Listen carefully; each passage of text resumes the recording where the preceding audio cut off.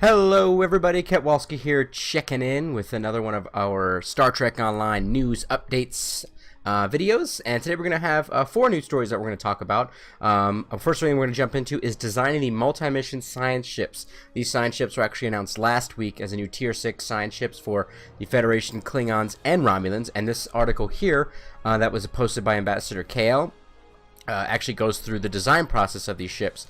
I personally am very interested in reading this article. I haven't read it yet. I'm going to read it here with you guys, mainly because of the fact that I actually don't like the way that they look. I think that they look rather cheesy and look rather cheap. I didn't think that they really put too much effort into these things, so I'm curious to hear what the designers thought of their actual design. So here we go. And of course, at the end, as always, we will of course talk about the pictures and the designs from there. Alright, designing the multi-mission science vessels. The Tier 6 Vesta has been one of the most requested Tier 6 conversions from players. So when word came down that we were finally going to create them, the ship team was excited to tackle the project. For this bundle though, it wasn't just 3 new Vesta variants, but science vessels for the Romulan and Klingon factions as well. With the opportunity to further explore science ships for Romulan and Klingons, we wanted to offer something new that still felt like it belonged alongside the Vesta as a multi-mission science vessel. Okay. When offering new variants for existing ships, our goal always is try to make certain parts that fit within the existing style, but also offer new shapes and proportions that were previously unavailable for that ship. Captains who want to mix and match will have no shortage of options here, as you can use any of the parts of the Tier 5 variants for your own Tier 6 ship. That's actually really cool. That's actually kind of fits in line with most of the stuff that Cryptic does, which is when you get the Tier 6 variant, most of the times you can use the previous variants in order to make it look and feel as though, you know, it's your own styled ship. I personally like doing that because it adds a little bit more mythology to the ship design, because it makes it look like you actually had a Tier 5 ship that got upgraded to Tier 6, which is essentially what you're doing if you're specifically flying the Vesta series ship, which is kind of cool. For the Esquiline, the intent was to adapt the Vesta's striking profile and the design language we've developed for the 25th century Starfleet, a marriage that was pretty straightforward given the Vesta's flowing lines and high contrast hull design. For the Brigid, we wanted something that recalled other Starfleet science vessels more explicitly than we had added a Nebula-inspired mission pod and canted the nacelles down a la the Luna class. The tactical Palatine was inspired by the Starfleet's escorts with the triangular saucer and compact frame. They're of course talking about this design here. Designing the Gorn multi-mission science vessel. For the Klingons, we thought these new multi-mission science vessels presented an opportunity to revisit the Gorn and build on their reputation as the Klingon Empire's resident scientists, which is part of canon. Previous Gorn vessels established a boxy industrial look and also shared a long silhouette of the Vesta, so they seemed like a natural fit. Here's another side of it. The Tier 5 Uranus was a starting point for the design-wise, and you could kind of actually see that it looks very similar to that ship.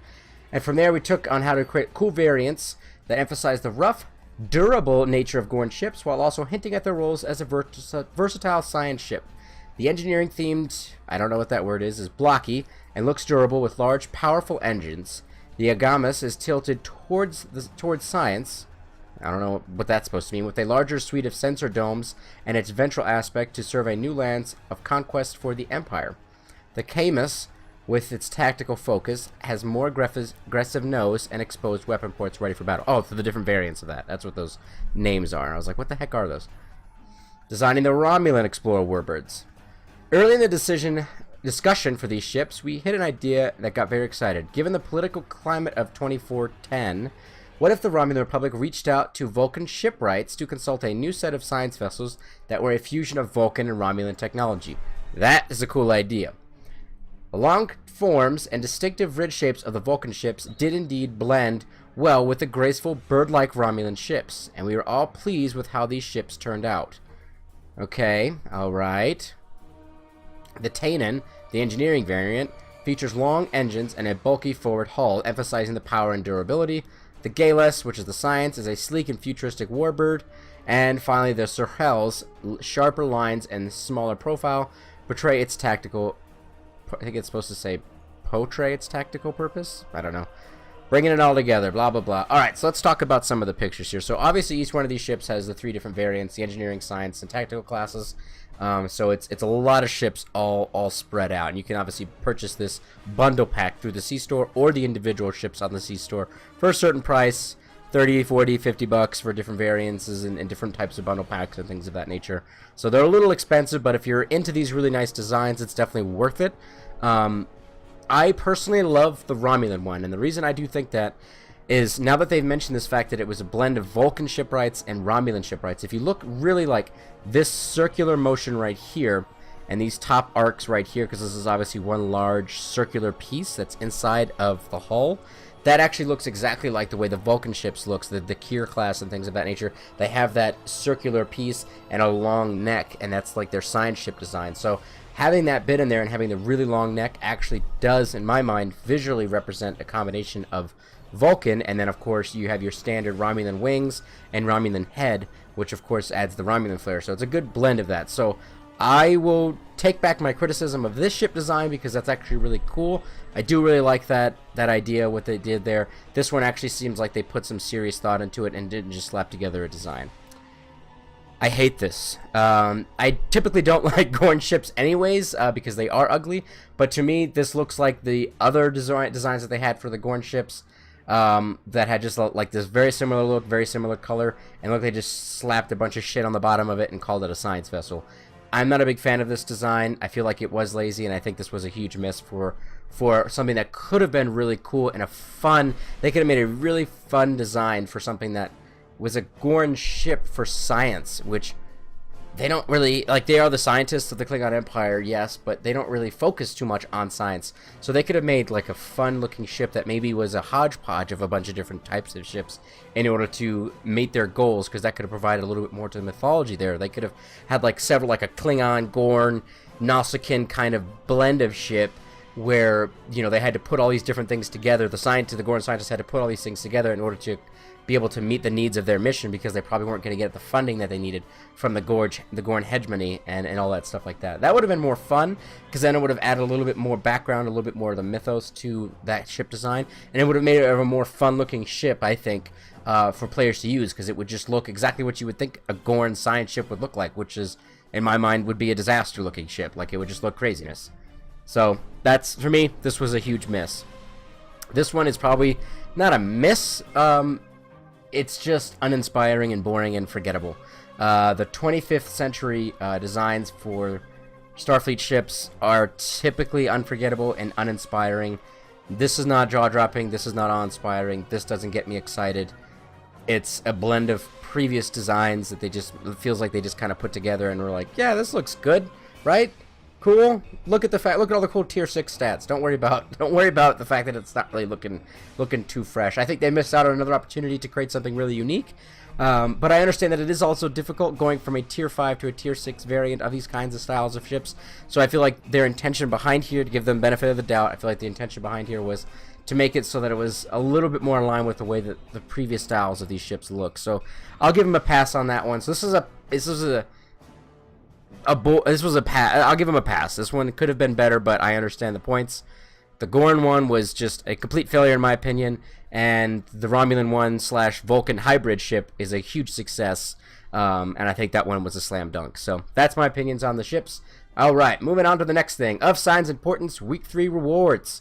Each week, I'm not going to read the beginning part of this whole thing. This week's reward is the Braydon Reconnaissance Covariant Shield Array. And right here again is your reconnaissance technology piece set bonuses. If you guys have been paying attention since the release of Star Trek Online Reckoning Season 12, the 7th anniversary update, whatever you guys want to call it, 3 weeks ago, now we are into the 3rd week, and this is the 3rd week's reward, which is your shield array. And the previous weeks, I think you had the engines, and then also I want to say it was one of the deflector arrays or something like that. I forget what it was, but it's one of the other space set pieces. So you're going to want to get all 4 of them in order to get the most maximum amount of your capabilities. If you guys missed out your previous weeks, I'm sorry, but you could definitely jump in there and go ahead and pick up this week's reward right now. So get on it and get over there and get it done. Alright, we also have an upgrade weekend from Thursday, February 9th, 9 a.m. to Monday, February 13th, which is just coming up in a few days. Every tech upgrade used on PC, so non-consoles, will apply twice as many technology points towards your next upgrade. This in turn reduces the amount of dilithium that must be spent to reach each upgrade threshold. So that's pretty cool. Those of you who are looking to upgrade all your technology bits for your new ships and all that stuff like that they've been coming out with, now's the time to get involved with that and start actually clicking that upgrade button. get them popped off before Monday. Alright, and then the last one we've got is a 20% ship sale, which of course doesn't surprise me because why not? Why wouldn't you want a 20% ship sale? We have all these new ships dropping and all of these upgrades obviously that we're having this weekend, so of course you're going to want to have a ship sale so that way I can buy cheap ships and also be able to get my upgrades for cheap as well. So all ships in there are 20% off, which includes bundles. This does not include bundles that have other items other than ships in them, and does not include the Tier 6 Multimission Science Ship bundle, which is the ships we were just talking about at the beginning. So the most current ships that have just come out, they are not eligible for this 20% discount. It's important that you guys note that.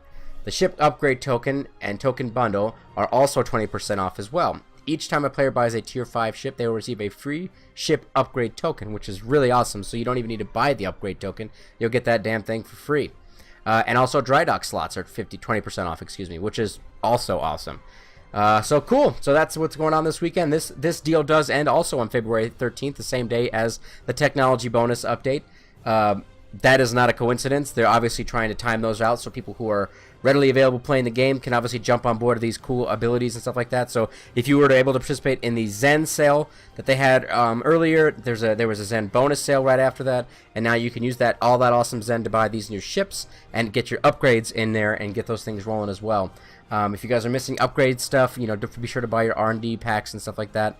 Make sure you get those either on the exchange or on the C store, whichever you guys prefer. If you have a lot of EC, it's easier to get it that way. Or if you don't, like me, I always spend all my EC. I just buy a bunch of Zen and I just use it for whatever I needed. So anyways, that concludes today's video. I'm curious to hear what you guys think of Sign's Importance after week 3.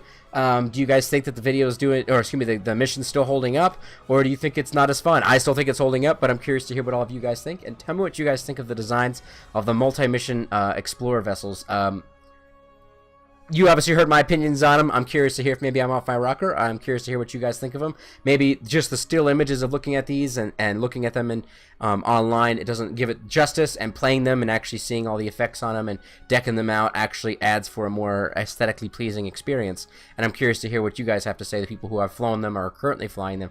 I'm curious to hear what you guys have to think. Anyways, I appreciate you guys checking out this video. Please throw a like and subscribe up on YouTube, and follow me on Twitter at RealKetWalski. Live long and prosper, my Trekkies!